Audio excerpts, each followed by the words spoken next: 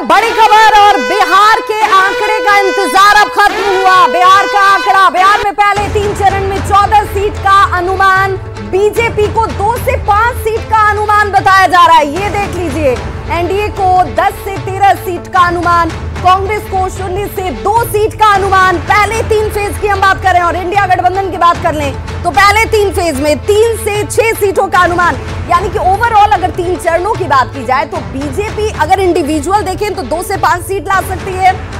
और देखिए एनडीए को 10 से 14 सीटों के, कांग्रेस जो है वो 0 से 2 सीटों के बीच दिखती हुई, और इंडिया गठबंधन 3 से 6 सीटें पहले 3 चरण। भाई ये क्लियर करना होगा, 14 सीटों का ये आकलन हम बराबर कह रहे हैं, 14 सीटों का आकलन हम बता रहे हैं कि 14 में क्या होना है, जिसे विभा बराबर बता रही है कि एनडीए को क्या जाएगा, कांग्रेस के हाथ क्या लगने वाला है।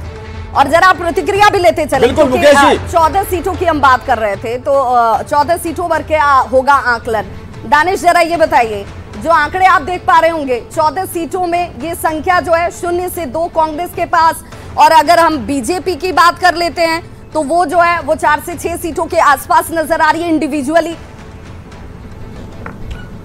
देखिए, आपने एनडीए को इसमें 10 से 13 सीटों का जो है रुझान दिखाया है, और ये 13 सीट ही नहीं, मैं तो मानता हूं कि ये पूरे के पूरे 14 सीट जो हैं तीनों चरण के बिहार के मिलाकर के ये एनडीए जीतने वाली है। और मैं विश्वास के साथ कह रहा हूं, जिस प्रकार से बिहार की जनता और बिहार की आवाम ने नरेंद्र मोदी के नाम पे जो स्नेह और आशीर्वाद दिखाया है, उनके 10 साल के ऐतिहासिक कार्यकाल पे जो विश्वास दिखाया है, उसको जो स्वीकार किया है मोदी की गारंटी को, 10 साल का एक कार्यकाल रहा है, 25 साल का आने वाला विजन रहा है, दूसरी तरफ परिवारवाद रहा है, तुष्टीकरण रहा है, और जो है अपने पारिवारिक राजनीतिक वजूद को बचाने के लिए चुनाव लड़ा गया है। बिहार के अंदर आरजेडी के लालू प्रसाद राबड़ी देवी सिर्फ अपनी बेटियों के चुनाव क्षेत्र में जाते हैं, अपने उम्मीदवार के चुनाव में भी नहीं जाते हैं। तो ये बिहार की जनता ही नहीं, राजद के लोग भी देखते हैं, राजद के जो है कार्यकर्ता भी देखते हैं। तो मैं स्पष्ट मानता हूं कि ये 14 के 14 सीट तीनों चरण में बिहार की जनता जो है एनडीए की झोली में डालने वाली है।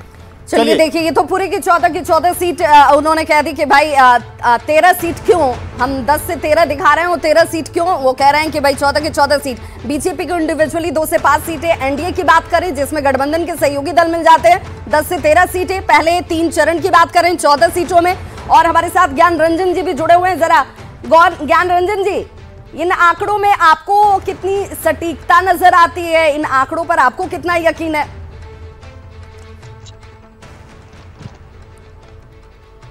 चलिए हम जरा जोड़ने की कोशिश करते हैं, लेकिन फिलहाल बिहार में जो 14 सीटें हैं। आवाज पहुंच रही है ज्ञान रंजन जी?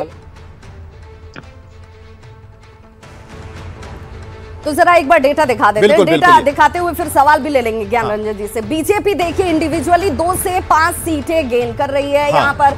एनडीए जो है वो 14 सीटों में 14 सीटों का ये आंकड़ा हम दिखा रहे हैं।